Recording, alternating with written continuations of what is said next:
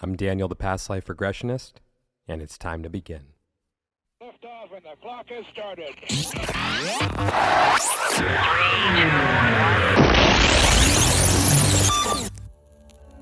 This is Timeless Spirituality.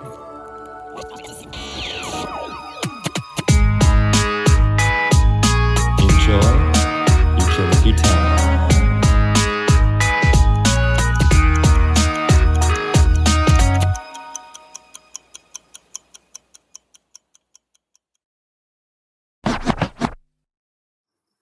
Hey everyone, welcome back for a new episode of Timeless Spirituality.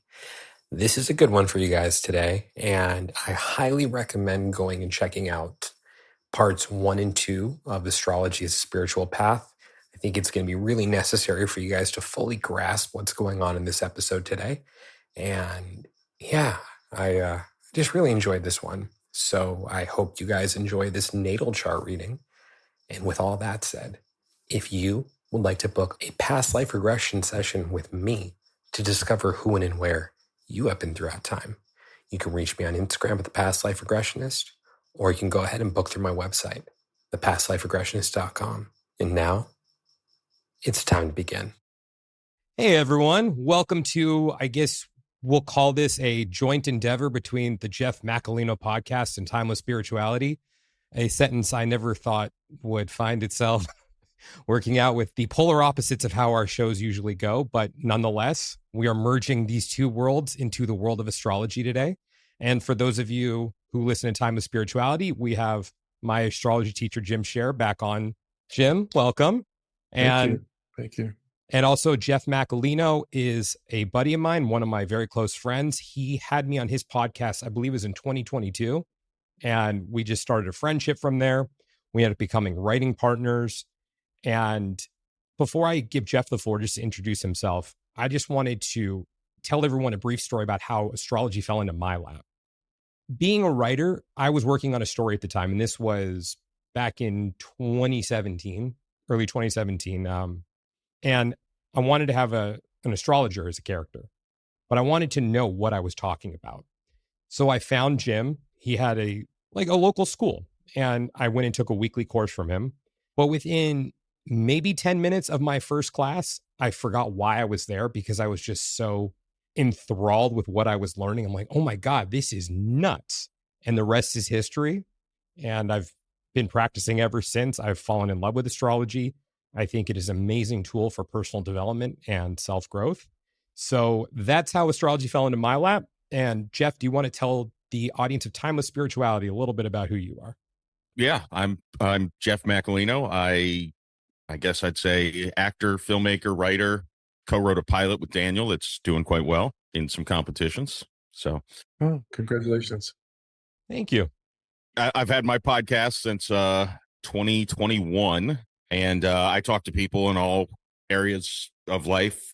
Probably the majority comedians and filmmakers, but obviously I've had Daniel on. I've had a lot of the same guests that you've heard on Timeless Spirituality on my show. And I ask them questions they probably don't usually get. I mean, they don't usually get asked. Right. They understand the question. They just have never been asked it before on a podcast. Got it. I'm just a curious guy who likes to laugh. So, Jim, do you want to explain what we're going to be doing here today? Well, yeah, I have all the birth information from Jeff. So I thought I would share the screen, show him what the chart looks like, his chart looks like. Well, for Jeff's audience, can you tell them what a natal chart is? Yeah, an astrological chart is essentially a map of exactly where the planets were at the moment of birth. So when you say where they were, you mean like in the sky?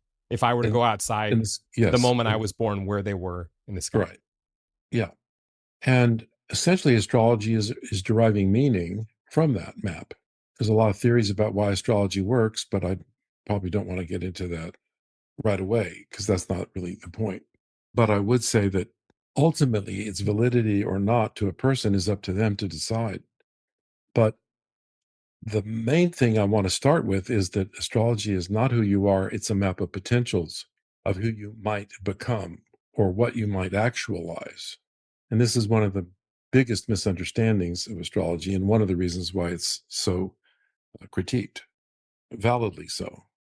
So it doesn't mean because your sun sign is in Pisces, you are this way. It's not that concrete. Also, essentially, a chart is composed of all of these different archetypal principles, making each person incredibly unique. And so the biggest misnomer, I think, of all is that the sun sign matters very much. And when you say It's sun sign, also, you mean like when someone says to you, what's your sign? And for me, I would say I'm a Yeah. Taurus because I was born in May. right, And so that's what you mean when you say sun sign astrology, just that one placement Right. based off of birth, your exactly. birth month. And I think this is why astrology has been so criticized, because it's been trivialized by the notion that you are your sun sign. Now, that doesn't mean that there might be some things you don't resonate with or think, oh, there's something to that. But when you look and compare that with an actual chart fully, then you see there's a lot more what I would call dimension to it. So the difference between sun sign and your natal chart, which is really specific to you, because just like Jim was saying, it's a snapshot of the sky at the moment you were born, because the planets are always in motion. So even if you were born a couple minutes later, it's going to shift because the sky is going to look different because of the rotation of the earth.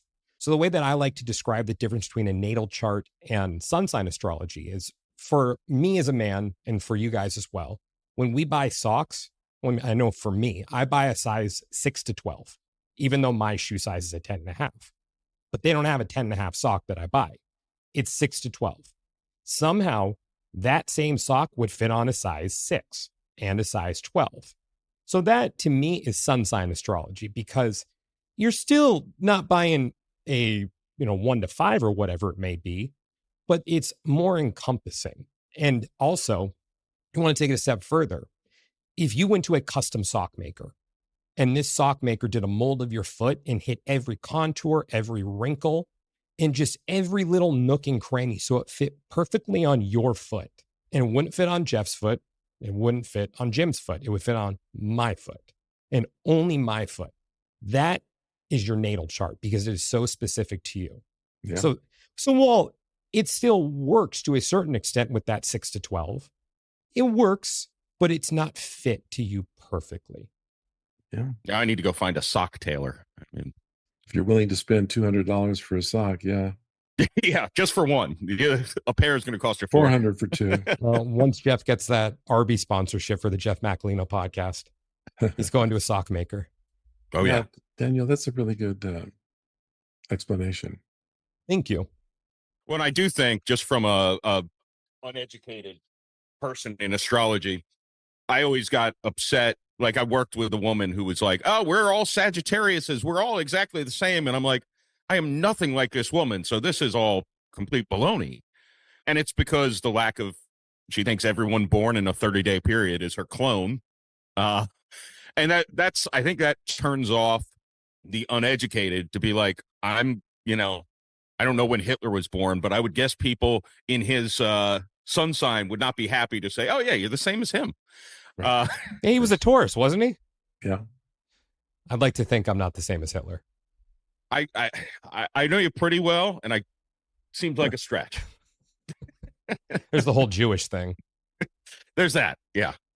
So what we're going to be doing today is looking at Jeff's custom sock, his natal chart. So this only applies to Jeff, but of course the principles are there for the meanings behind the aspects that are being made, which means the geometrical configurations and also the signs and the planets. That's universal for everyone if it's in your chart. And if there was someone at the exact same hospital that was born at the exact same time, potentially that person too. But good luck finding That's a that whole other person. episode, because then we got to wonder about the quality of the soul. And yeah, I'll leave that for you guys when you guys talk separately.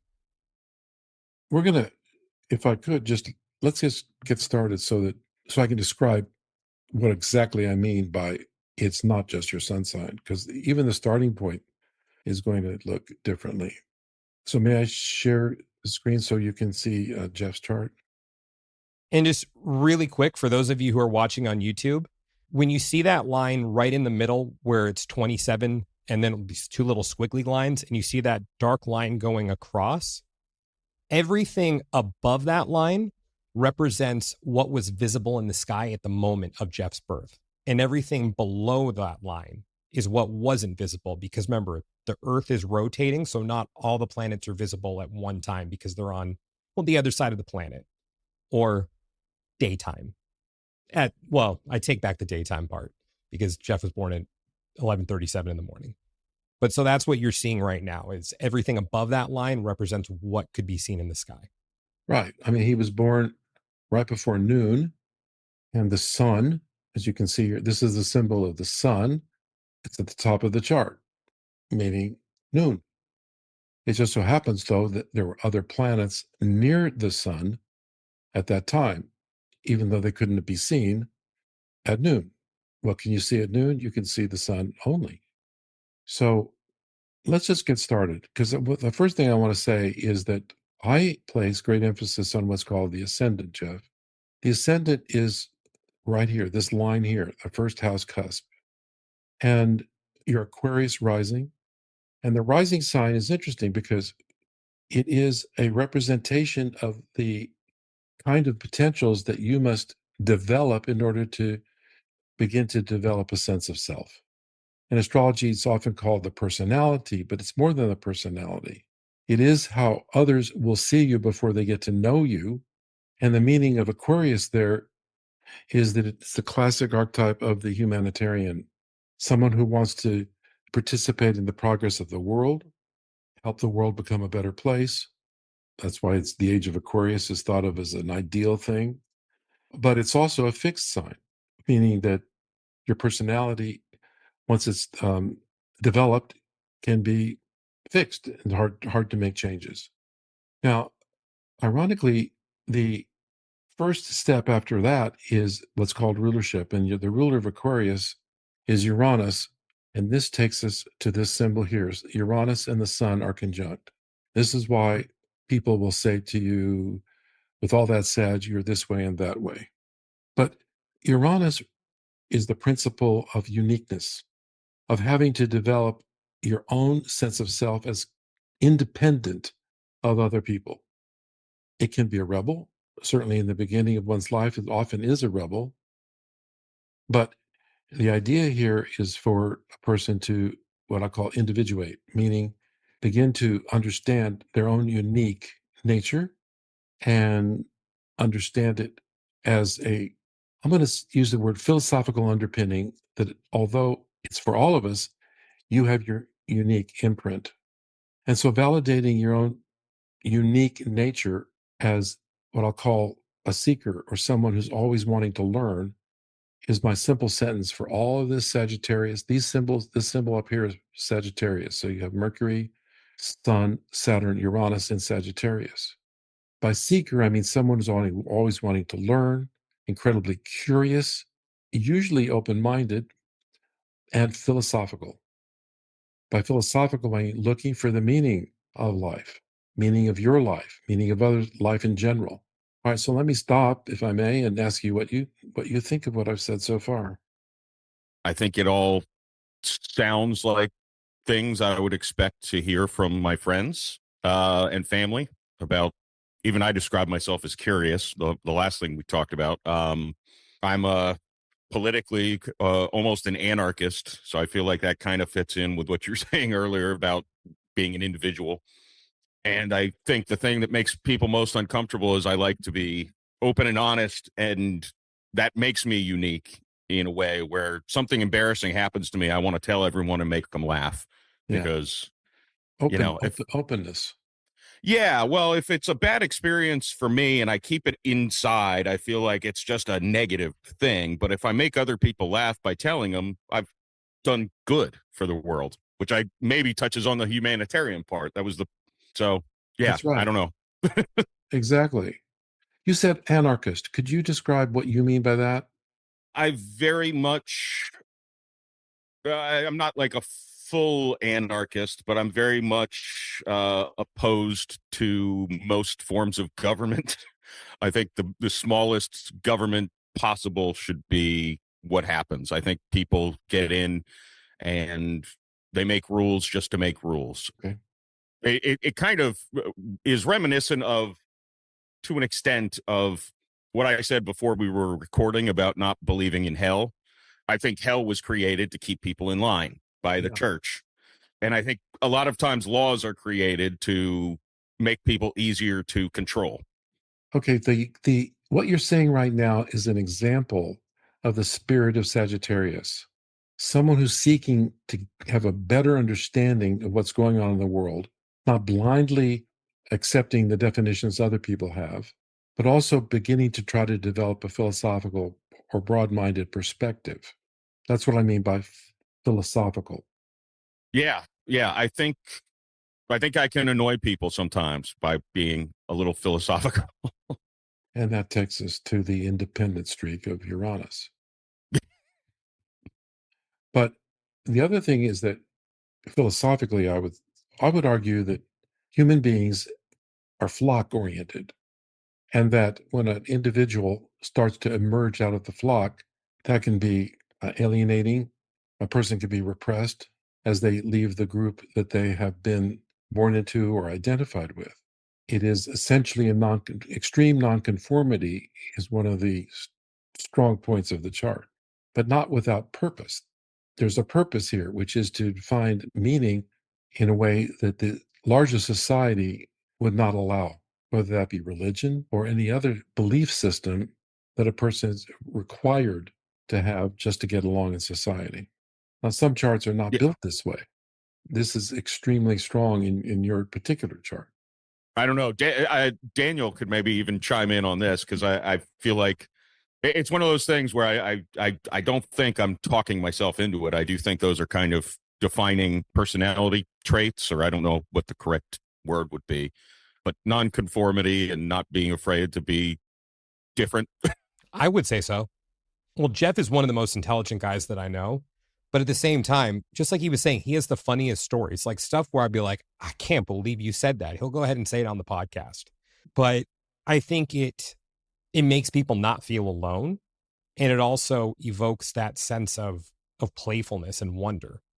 And where, I mean, you can be laughing your ass off at one moment listening to him talk. At the next point, you're like, oh my God, that was very insightful. Did that same guy just make that point right now when he was talking about doing God knows what in Costa Rica?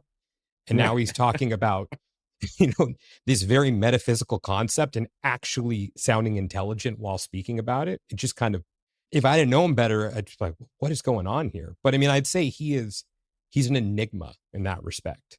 And we're even, I'll just say for me personally, him and I have opposing views in many respects, even when it comes to, you say, politics and the way that I believe that things should be, the way that he believes that things should be run. But it's always very open and honest when we talk about those things, even when we disagree. He never gets hostile and he always brings up good points. Even if I don't agree with them, I see what he's talking about. So, he's able to foster that space where there's an exchange of ideas at the same time. And I want to focus on that word ideas, because everything really comes down to ideas with him. Well, that's the spirit of Sagittarius. There's another misnomer that people have, which is if you look, I know you don't know what these symbols mean, Jeff, but this symbol I'm pointing to here, can you see it? Yeah, the blue one. Is Sagittarius. This is Capricorn. This is Capricorn. This is Aquarius, and all around. Every chart has every archetypal principle in it. Everybody has Sagittarius. Everybody has Aries. Everybody has all of these signs in their chart doing something. It's just what is emphasized that the individual chart will demonstrate or show. And so when people say, well, I'm a lot like that in many respects. Yes, we're all human beings. We all have basically the same kind of nature. It's just that the chart reveals our unique perspective, the unique emphasis. So let me give you another principle. The moon is in Aries, which is a fire sign, and you have 4 planets in Sagittarius, which are fire signs. This means that the fire principle is highly focused and concentrated. Now, what does fire mean? The image probably in your mind is a good start. Inspirational by nature, a fiery spirit. The words themselves tell you something about it. Now, there's something else in your chart that is strong, which I'll get to in a second. But can you relate to the fact that you have what could be called a fiery spirit, inspirational? enthusiastic, natural enthusiasm? Yeah, I think so. I mean, yeah, I think I am a good leader of people, and really, I was very shy as a kid. But when we'd have class projects, a lot of times I'd be the one who'd take charge and be the leader and come out of my shell when it called for that kind of thing. And yeah, I think people who know me probably think I'm too fiery sometimes about things. So Well, I get very passionate about stuff I want to do and the New Orleans Saints. oh, you're a fan. You're a fan. Yeah, yeah. It hasn't been good most of my life, but yeah, the passion is there. I see. Okay, good. All right. Well, let me go to the next kind of layer. You have 4 planets in water signs. Water signs, in a word, are sensitivity. Now, imagine that you have all the enthusiasm and intense, fiery nature combined with the sensitivity of water and its mutability, changeable. You can go from one mood to another mood quickly. And it's not incongruent, really. It's just you being you, just living. The desire to learn and grow is enhanced due to this Mars Jupiter conjunction in Pisces, adding sensitivity and natural enthusiasm that is rare. It's like the earth is your playground and you just want to grow and learn more. And also, for those of you listening on Timeless Spirituality right now, those planets, Mars and Jupiter in Pisces, are conjunct in his first house. Let me ask you an amateur question here. I can see the numbers, so first house, second, etc. What is is first house like more important? No, they're all equal. Everybody has every house doing something. A house is just an area of experience. For example, the first house is how people see you, and it's an emphasis on what you need to do or you need to actualize. Whereas the opposite house over here, the seventh house, is relationships and other people. Now you see there's no planets here, but that doesn't mean it's empty. This is one of the other misnomers. How could it be empty in the sense of you don't have any relationships with people? That's absurd. It's a matter of emphasis. So you even already indicated that in a situation where no one's leading, you naturally lead, you naturally take charge. Yeah. But it also adds a sensitivity because Mars and Jupiter in Pisces, which is sensitive, open. And Pisces is you see these two lines facing each other. Mm-hmm. Pisces can be extremely spiritual and materialistic. These two represent two sides of life: the mystical, the spiritual, the transcendent, and the material.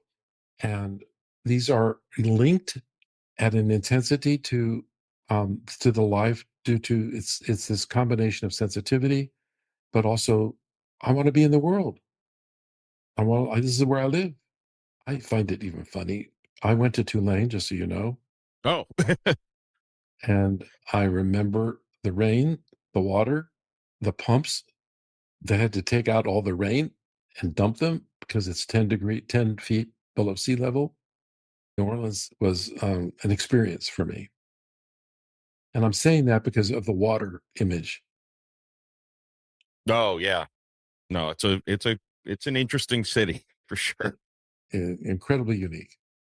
Its history is unique. It's part of Louisiana and it's not part of Louisiana. Yeah. It's its own world. Yeah, it's a great place to go for a few days. I couldn't imagine going to college there. Things might have gotten a little out of hand for me. I could only take it for a year. I went back. Yeah. Too much drinking. Yeah. I almost went to Loyola, which is basically attached to Tulane. Yeah. I'm mentioning this because in the world of archetypes, when we start to think in terms of archetypes, we have to use the material world, our everyday world, to understand them. And so when I see a chart with this much water and you have Venus and Pluto up here in Scorpio, which is also a water sign, ironically, the best way to understand it is to play with the image of water. So here we have two things in your chart that dominate: fire and water. These are not easily congruent elements. The tendency is for fire to cause the water to boil, and the water tends to want to take the fire out, right? To put out the fire. So I'm mentioning this because this is unusual to see in a chart where 2 elements out of 4 dominate and the other 2 are nearly absent. And so, since I use it as a therapist, I want to help a person understand their nature consciously. I used to talk to Daniel about the Carl Jung expression of our purpose is to make the unconscious conscious. That's a hard person for to understand. Our culture does not want to understand that. Most people are ruled by their unconscious forces that they don't see or understand. So the moment a person begins to understand their own deeper nature, that's an act of making the unconscious conscious. And what are the 2 other ones? This is a real amateur question, other than No, I fire and water. appreciate your asking. The other are earth and air. Okay. The earth signs naturally are grounded and sometimes so immersed in the ground that they have a hard time doing anything if it's extreme. On the other hand, though, air is the mental realm, ideas. And again, everybody has everything. So your chart is simply a greater amount of one thing and less of the other. Right. So the fire and water does that, being extreme with those 2 things, is that somewhat indicative of inner turmoil, or because they do seem like they're complete opposites? I'm going to stop the share so we can talk a little bit better. See, that question is essentially the doorway to transpersonal astrology. This is why I teach astrology. The moment you ask a question like that, you're now considering things and thinking about things that open you up. Every chart has things that flow and things that are in so-called conflict. Every chart. It's called being human. The parts that are difficult to integrate, like fire and water, force a person to confront and deal with these seemingly different things, opposite things, so that they can consciously blend them and make them work together. It's all part of the whole. The symbol in astrology of the whole is the horoscope itself. It's a circle, and that symbol symbolizes wholeness. And so the idea is for the person to take whatever things that are strong and yet possibly in conflict, like fire and water, become aware of it so that you can blend them together on an as needed basis. Use one, use the other, play with them, both, but be aware of them. I left out Venus, Pluto, and Scorpio. You're in a very intense guy. You take relationships seriously. You're all in or you're not in at all. That would be the classic description of Venus, Pluto, and Scorpio. Yeah, I think anyone who knows me, especially in my professional creative endeavors, would say that's all in or not in at all. Is Yeah. But I mean, the first movie that I executive produced, we did 2 weeks after we got hammered by a hurricane. My house was all torn up, and it's just like, nope, nothing stops this train. That's I stole from Walter White in Breaking Bad, but I said it over and over. When people are like, "Are you still going to film?" Yep, nothing stops this train. So Exactly. That's a good definition when I use the word intensity of what I mean, actually. All in. If life isn't like this and I'm doing something intensely, forget about it. I learned this in an interesting way. I think you might appreciate it. I was at one of the few astrological conventions that I've been to, and I had a friend from Portland, Oregon, who I knew was an astrologer, and over the years he became part of the astrological circuit. And I was in the toilet with him in the men's room, and we were next to each other by happenstance. And I looked at him, knowing that he had a lot of Scorpio, and I said, "Okay, tell me in one sentence what Scorpio means." And he said, "What I just said to you. If I'm not all in, I don't care. I ain't going to do nothing." That was his one word for all of the sign of Scorpio. And he lived that way. Now the question becomes, can a person become more balanced? And the answer to that is that the more a person is aware of their tendencies, consciously aware, the more you can work with them, use them according to the needs of the moment. yeah, I mean that makes sense. You know the this is a probably dumb, weird analogy, but I'm thinking of playing video games with my son, and you're looking at, a football player, and they've got all these characteristics and hidden development traits and stuff. Well, if you know what those hidden traits are, you can train them in a certain way to make them the best player they can be. Exactly. Exactly. So yeah, that it makes sense. And Lord knows I've got a lot of training I could do as a What way? person. Say more. Say more. Well, I think it's partially it's partially exaggerated at times, but I think I deter people from, especially romantic relationships, with how much I like to drink. And to me, I mean, I don't know if maybe this does tie into astrology in some way, or maybe it could be explained in some way. I'm someone who always has, I'm all in, but I'm all in on 100 different things. When I need to write a script, it's easiest for me to have a few drinks and then write, because my brain is not capable of thinking of 100 things. It can think of one, and that's what I need to work on. It's almost, I described it to someone who's like, so alcohol is like your Adderall.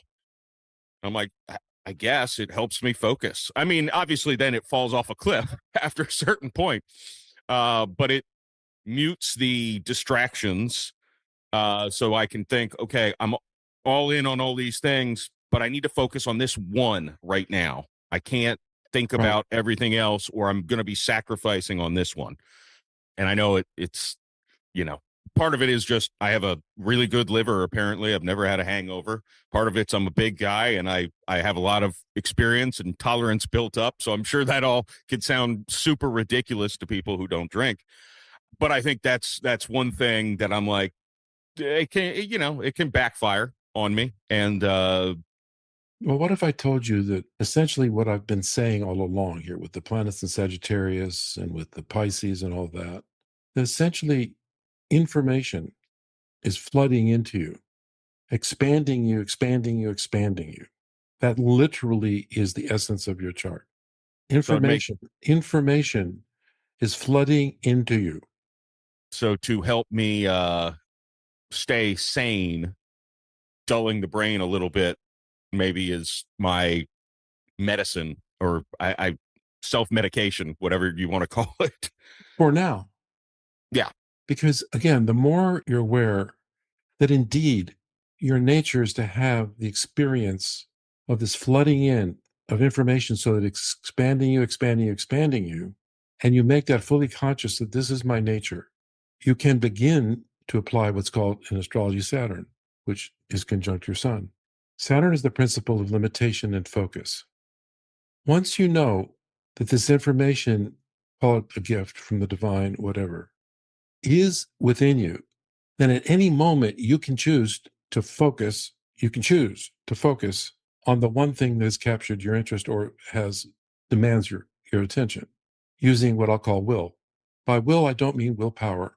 I mean the ability to determine what you're going to put your attention on.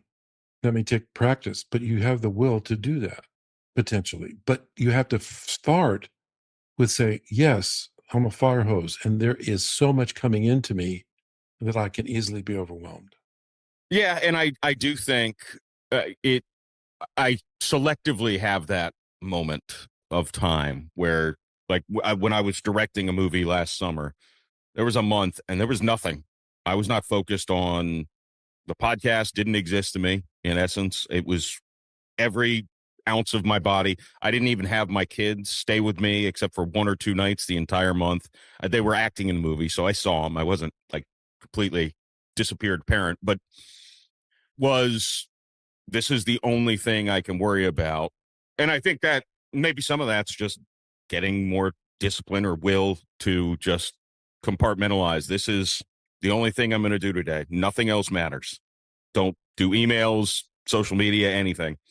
But yeah, it's the current solution is drink and then focus, because I've turned off the host. In astrology, Neptune is associated with several things, and you have the moon. Let's see, I think you have the moon trine Neptune. Neptune is, in one sentence, Neptune is the experience that everything is connected to everything else. that we're all part of some set called God's of unity. And it rules film because it's the act of wanting to take an image, an archetype, and work with it and play with it. And it literally rules film and filmmaking. And with the moon in Aries, I can certainly see why you would be a filmmaker. Well, what are you going to be making? You're going to be making all of this download that's coming to you that expands your vision. That's why whenever, like when you use the word anarchist, I wanted to know what you mean by it. Because as Daniel knows, one of the first things I talk to people about is that words really matter, but they have to be defined. Mm-hmm. One person's use of a term is maybe very different from another person's term. And so if we take a moment to define a term, not only can we help another person understand what we mean, but we can help clarify what we even mean. So we're not blindly using terms that can be potentially misleading. Mm-hmm. You can't have a family and kids and be totally an anarchist. So what do you mean? It means a rebellious spirit? Yeah, that's your chart. An independent mind? Yeah. Right. And we're living in a day and age where words have continually degraded as to having universal definitions, sadly. It's been hard for me to watch this deterioration. It has to do with how language is abused instead of used well. What brings people together fundamentally is the good, solid use of language so we understand each other. You put two people in a room and you let them try to figure it out together. Most of the time they can, if they take the time to do it. Or it can be to separate, create division. Words can do it all. And that's where Daniel mentioned it earlier, where we can have discussions about political things that we don't see eye to eye on. He and I are two people who are able to do that very well because we dig into what do you mean by that? What do you mean by that? Exactly. And so we don't get defensive. We don't get offensive. We just are like, where's the point we disagree? And find that point. That's great because we can just fundamentally disagree on is the sky teal or light blue? Okay, well that's where we disagree. So we know now why we have differing opinions on, whatever. I believe it's teal. It's light blue, Daniel. We can agree to disagree, Jeff. We can. And that's why we can, have differing opinions on precipitation trends. Also, I don't really think that the sky is teal, but it was just a joke. Anyways, go ahead, guys. Sorry. It's in my chart somewhere that I have to chime in every so often. And also just to remind Time of Spirituality listeners, hey, guys, I'm still here. Well, that's why I had to bring you up because I'm just looking at you up in the corner like, huh. I'm just enthralled by this conversation right now. So, yeah. Oh.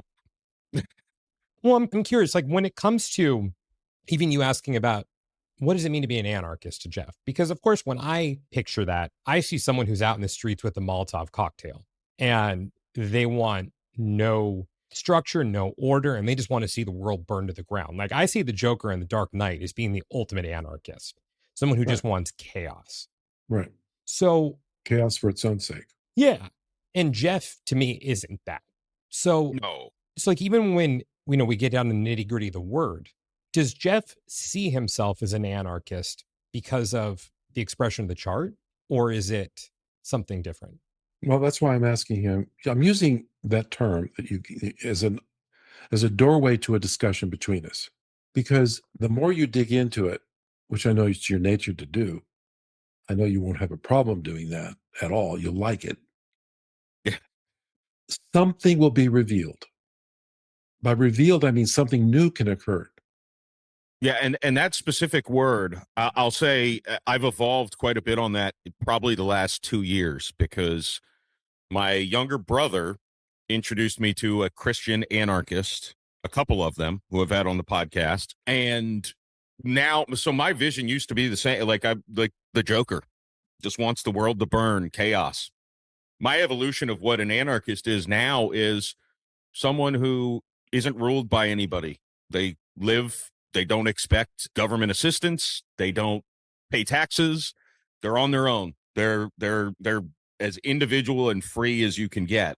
The Christian anarchy is an interesting thing because, especially, the bad Roman project they're saying is no kings but Christ. We shouldn't have people we worship that are politicians. It's, I always say, it was a little libertarian. When I was in jury duty, I got called to jury duty, and I was explaining why I could not convict someone guilty of money laundering.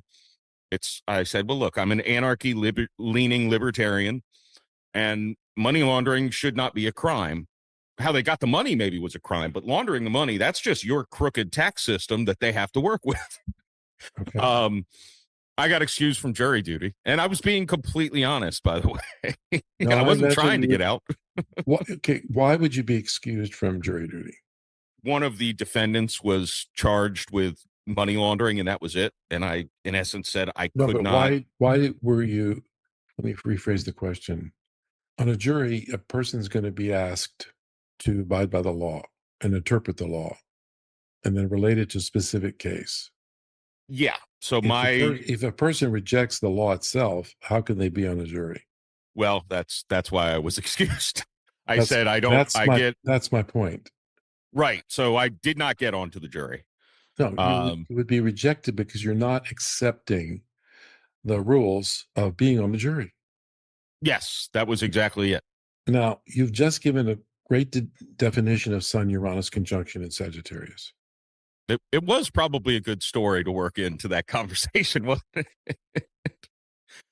It helps for me to know somebody to be able to give them clear examples of their own chart. Now, obviously, how old are you? 39. Okay, so from my perspective, you're a young pup. I appreciate that. The ideas that we're talking about right now, will evolve.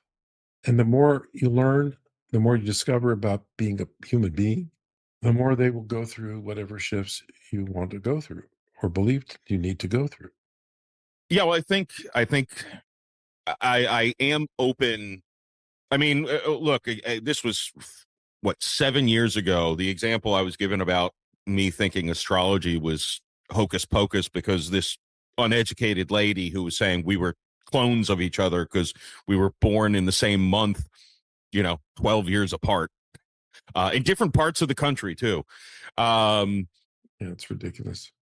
Yeah, so I think, I definitely am open to evolving.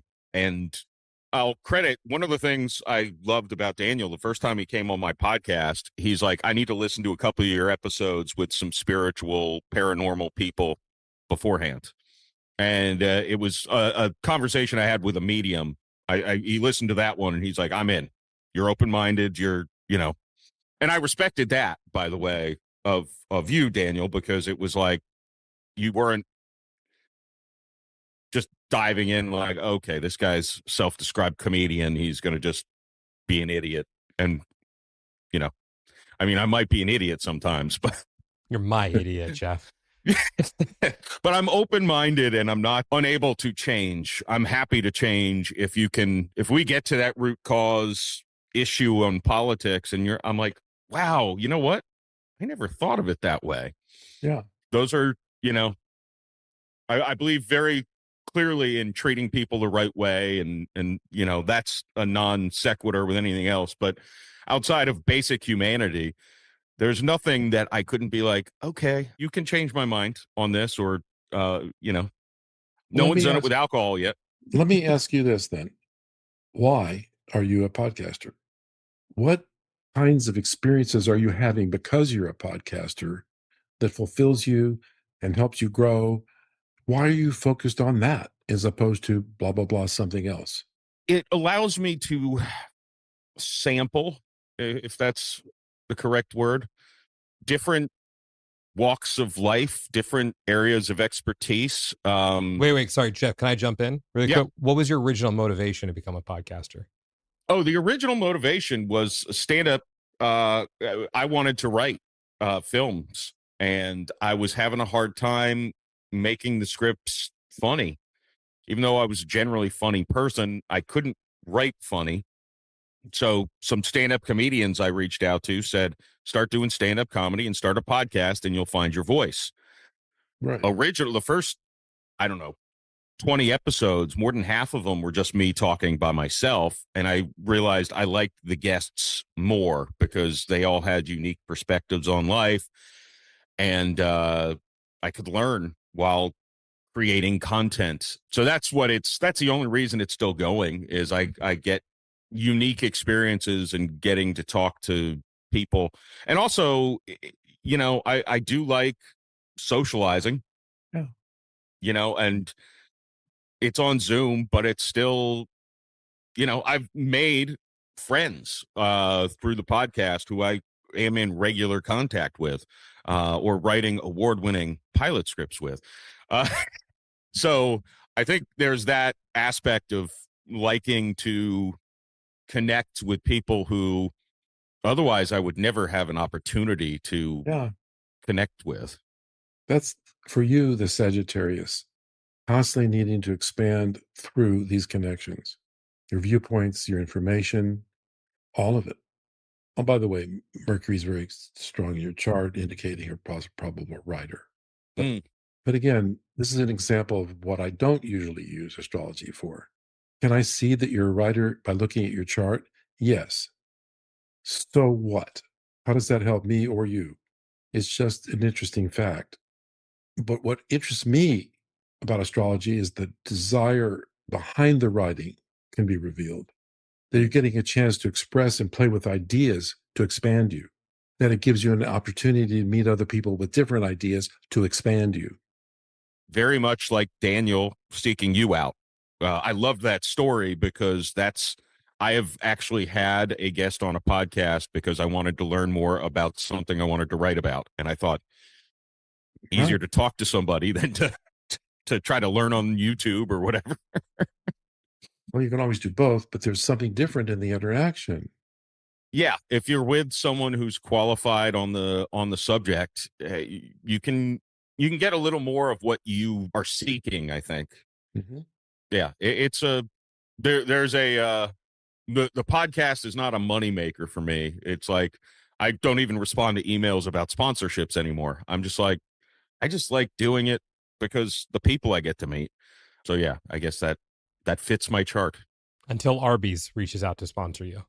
Oh yeah. My phone is always open to Arby's. I can relate to that. For Jeff and I, well, one, we were talking about our political beliefs, which ironically, the script we wrote together is about politics. So who would have figured that you'd have, and look, I'm not a full-blown socialist or anything like that. I would consider myself to be more sensible. But nonetheless, Jeff and I are polar opposites in that respect.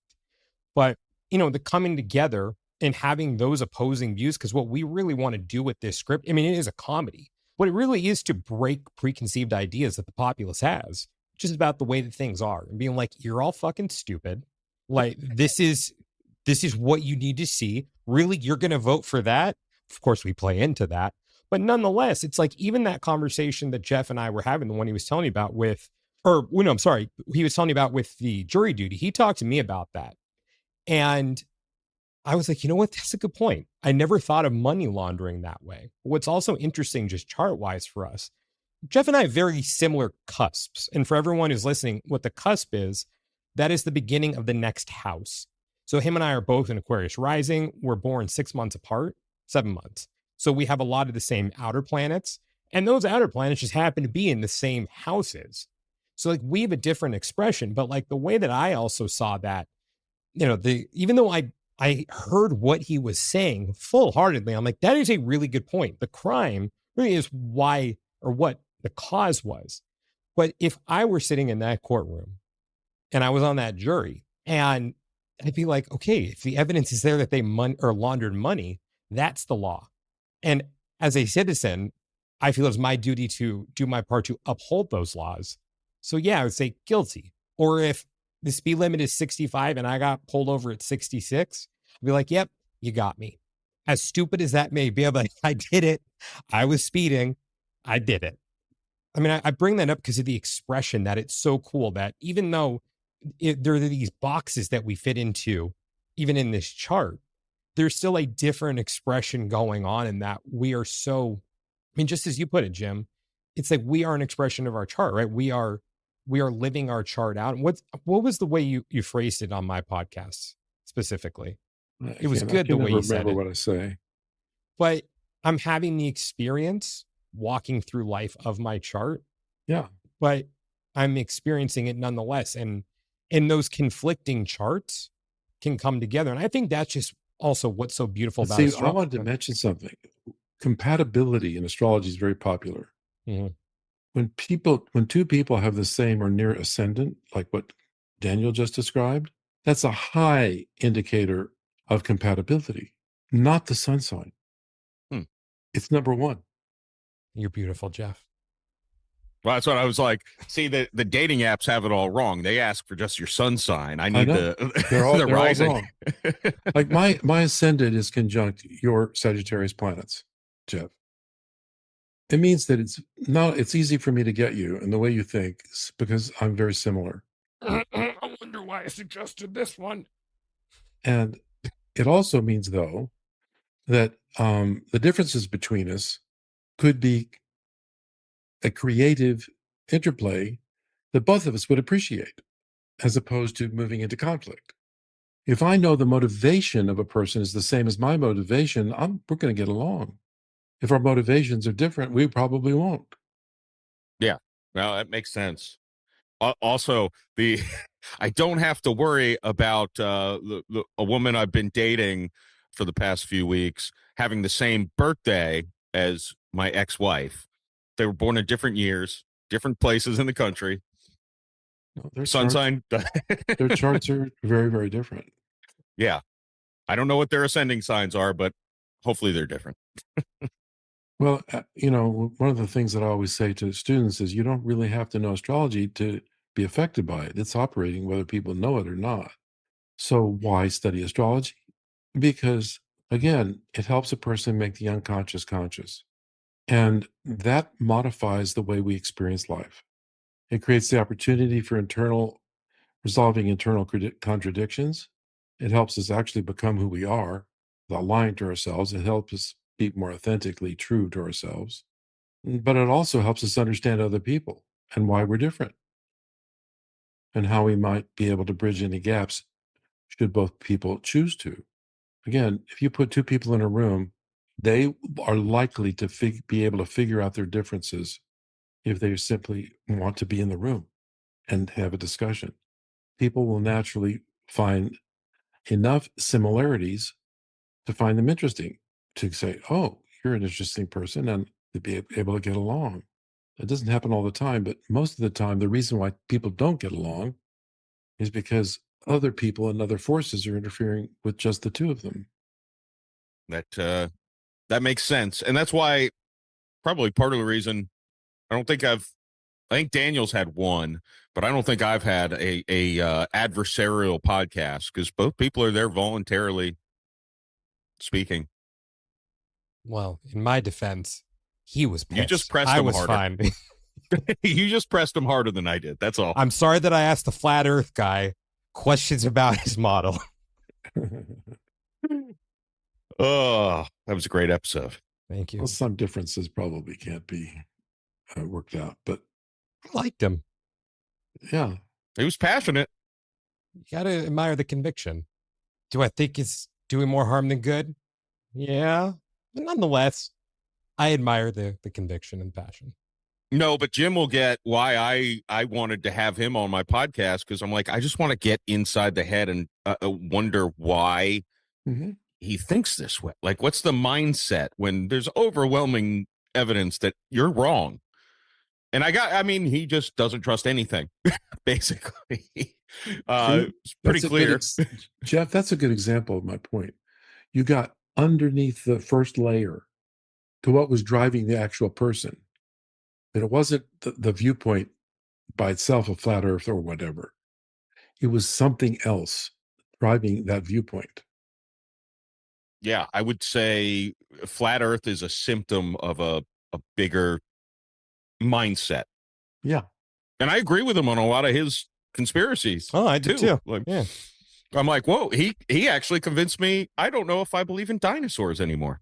Well, I won't go that far. I said I don't know. Well, I I don't know is probably the most healthy viewpoint a person can have. You know, that's we really don't need all the belief systems we're running around with. If we just acknowledge what we don't know, we'll figure things out. Hey, Jim, you want to know what really got him? You'll appreciate this. Hmm. Difference between believing and knowing. Hmm?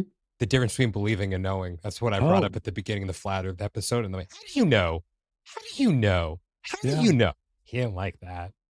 Well, yeah. I mean, part of what I would call the movement towards sanity is the ability to distinguish between those two things. Oh, yeah, Jeff. it's This Jim's who taught me the difference between believing and knowing. oh really? Mm-hmm. Oh man, I've heard so many people just struggle so much with that question on your podcast. It can be uncomfortable at times. I love listening to it, but I'm like, oh, they're squirming. Yeah, that's because people are equating the two. They think that if they believe, it's really knowing. It's a lie. It's just an absolute lie. There's nothing wrong with belief, but if you acknowledge that it's a belief and not a knowing, isn't that more sane? Yeah, and for the record, since this is a going to be on Time of Spirituality, I would say I know very little. I believe a lot of things because I choose to believe in things. Yeah. Like God is a great example. I don't know there's a God. My brain works better if I believe there's a God. Okay. But I don't know anything. I know I love my kids. I know I love my parents. If the definition of love I have in my head. So I don't know. I think you can't even trust your own eyes, especially when you drink as much as I do. So it's like I don't know much. I believe a ton of things. And that doesn't give a definition of either word, by the way. But No, but you do know the definition. If you took a time, if you just sat down and defined it, you do know. All I'm saying is that a movement toward distinguishing between the two at all times is an indication of sanity. well, I think it's people get whatever belief they have, and a lot of it's just hammered into you when you're young, Mhm. and they take that as knowing. And that's part of the reason why I wanted to talk to the flat earth people, because it's like, where did it's kind of the nature versus nurture thing. Like a lot of people either believe or disbelieve in God based on their upbringing, and you could flip a coin whether they were raised religiously or not.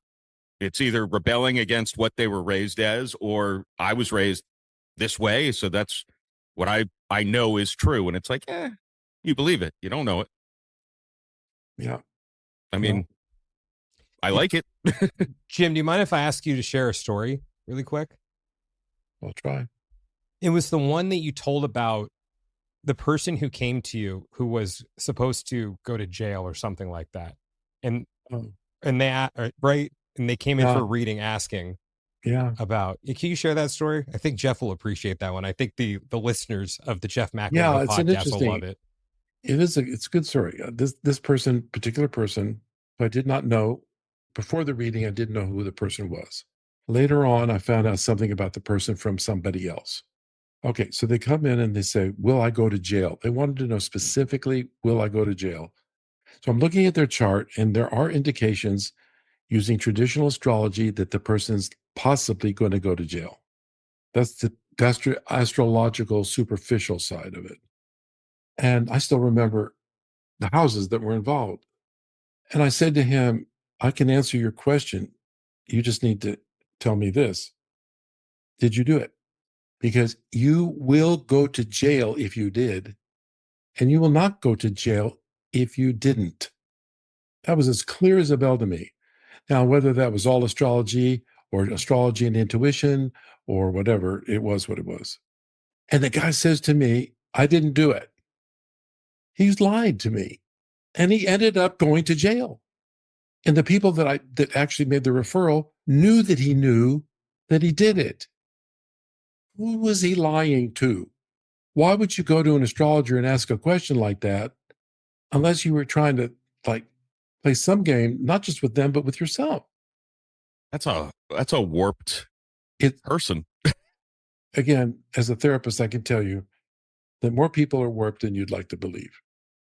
Because Anytime we're lying to ourselves about something, including what we just talked about concerning confusing belief with knowing, you open yourself up to misleading yourself, to lying to yourself. I think he actually believed he was innocent. That may make no sense, but I think right now our president of the United States is an example of that. I can't tell what he really believes and what he doesn't believe. I don't think he can tell. No, I don't.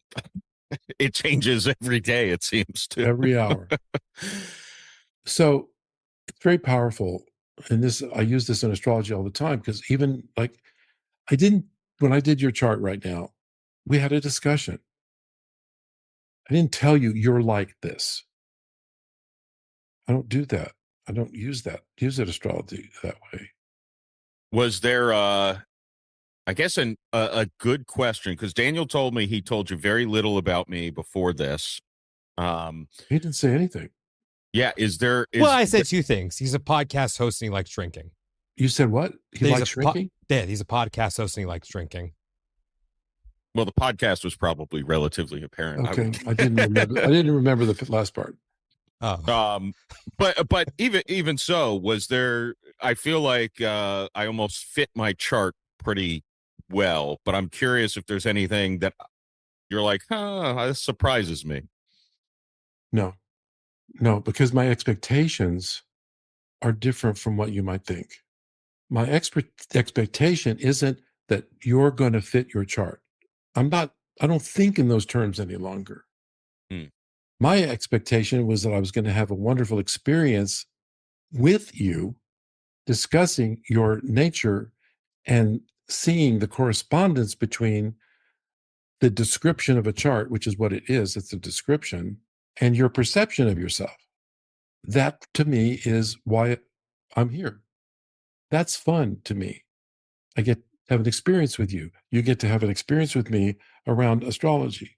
But it's not really around astrology, it's around your nature, who you are, with the possibility of you beginning to see things about yourself that you already know, but this would actually more validate it than ever.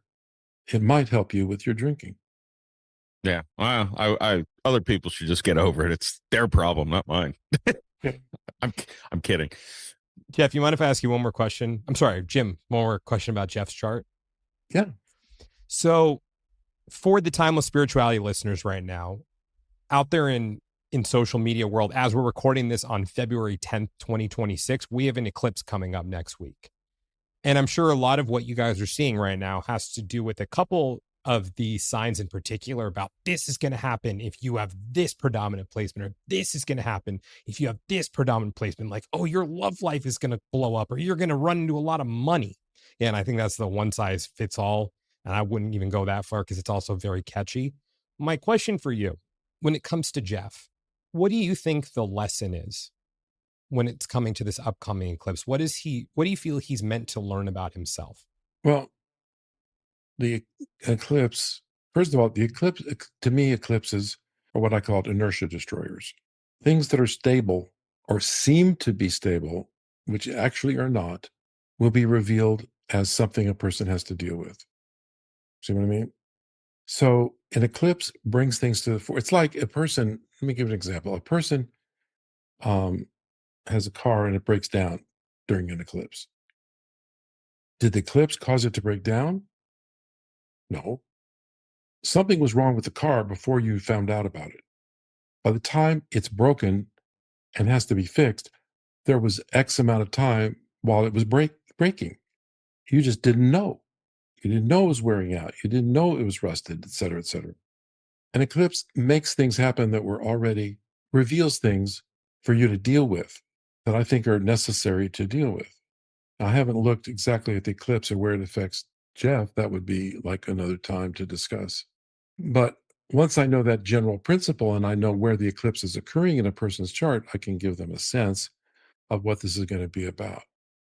Well, really quick off the cuff, if I were to tell you that his ascendant is at 27 degrees Aquarius. And the eclipse is? 28. Right. All right. What it means basically, Jeff, is that this eclipse brings about a need for you to address relationships and how you are relating with others, getting feedback perhaps from others, to help you see things you may or may not be seeing, or have to deal with things that you haven't been dealing with. Now, that's a high level of abstraction, and I have no content or specific example of anything. I don't know. But that's the brief description of what the eclipse might be about. Right. And so that's also, I mean, is that just for people with that placement? Because also he has his moon, I believe, was at 28 degrees Aries.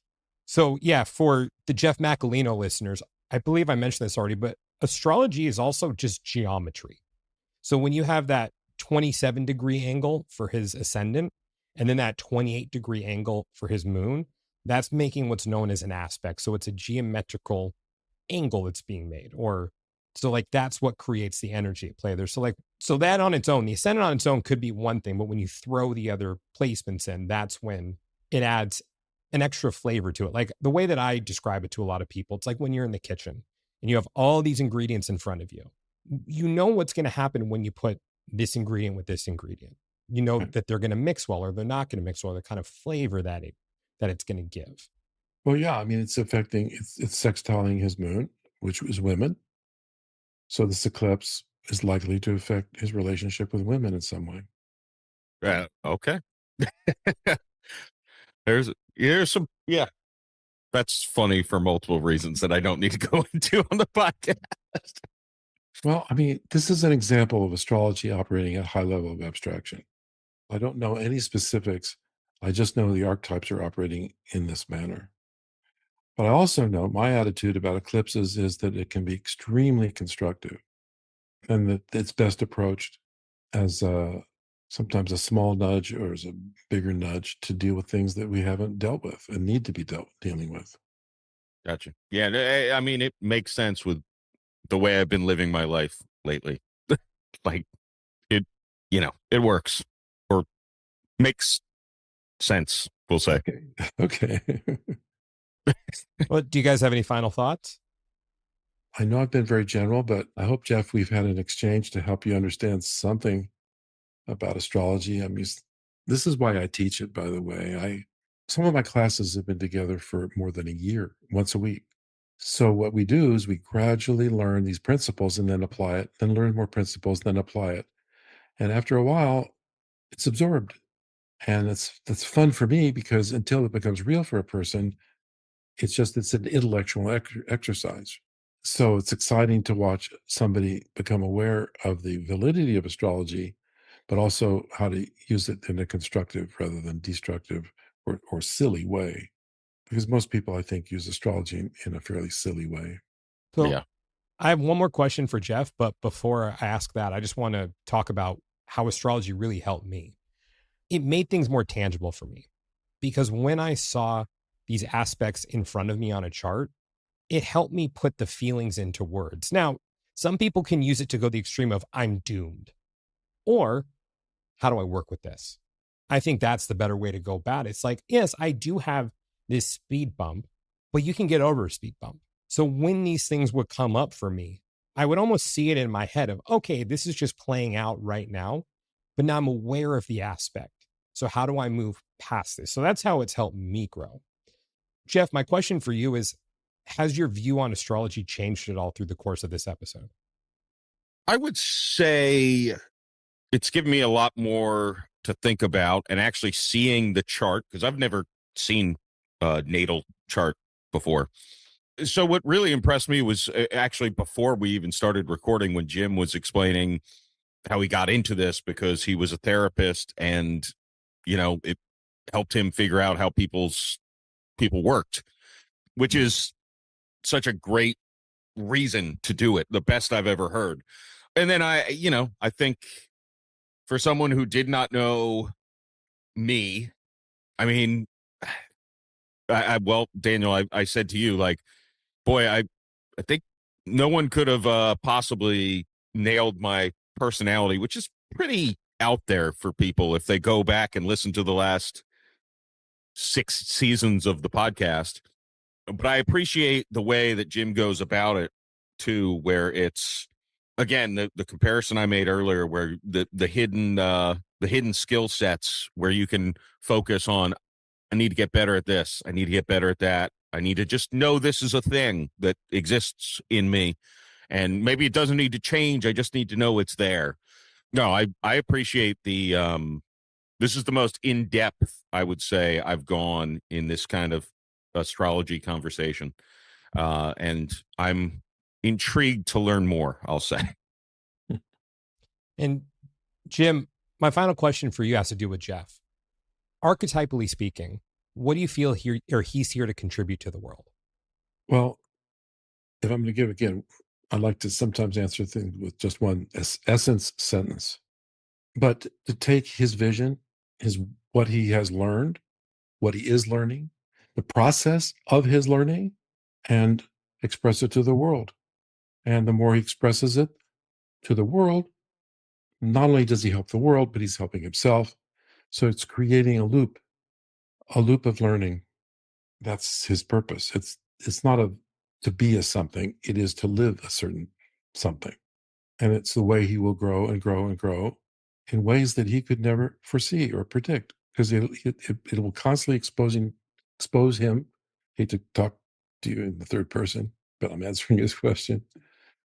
He'll be learning through access and communication with and experience with people. And that will be what he does all of his life. Where that will lead, it just expands him until he's almost unrecognizable to himself as he grows and matures and has various experiences. How's that feel, Jeff? Yeah, I'll take it. No, yeah, no, it does. It's I've probably said to Daniel before, anytime I get writer's block, my thing is go to a bar and talk to strangers. And I think that fits. I know, take the drinking aspect out of it. Well, It is the key to that is that you're meeting somebody you don't know. Mm-hmm. You're throwing yourself into the unpredictable, where something new can happen. Uranus is the principle of newness, something you haven't thought of, you haven't considered, and cannot predict. It's so funny when astrologers try to make predictions and they're using Uranus, because by definition, Uranus is the unpredictable.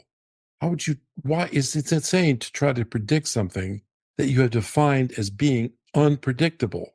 But what you do by going to that bar and engaging in that way is you're literally throwing yourself into the unpredictable so you can get information you could not get any other way. That's your chart.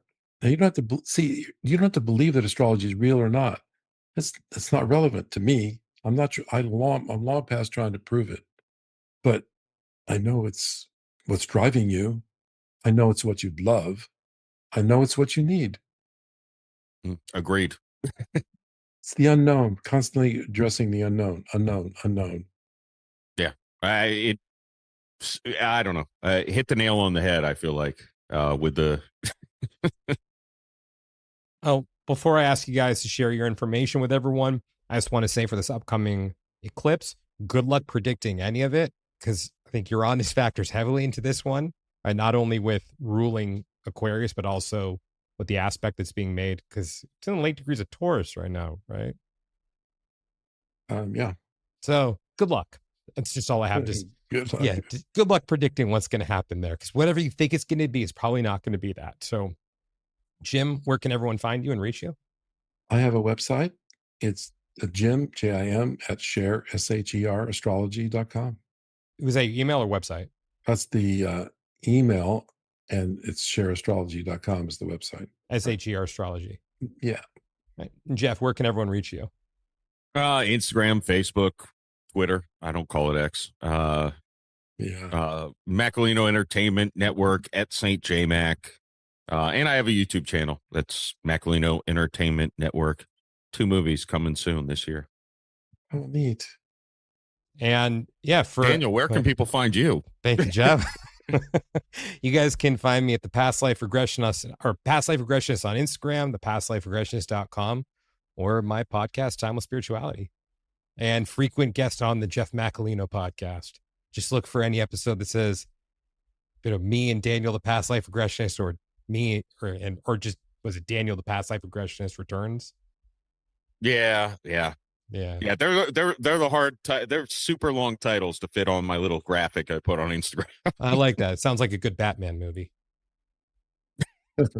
So, well, thank you guys so much for coming on. And Jeff, thank you for having me Jeff. on. Jeff, I really enjoyed meeting you. Yeah, you as well. Thank you, Jim. You're very welcome.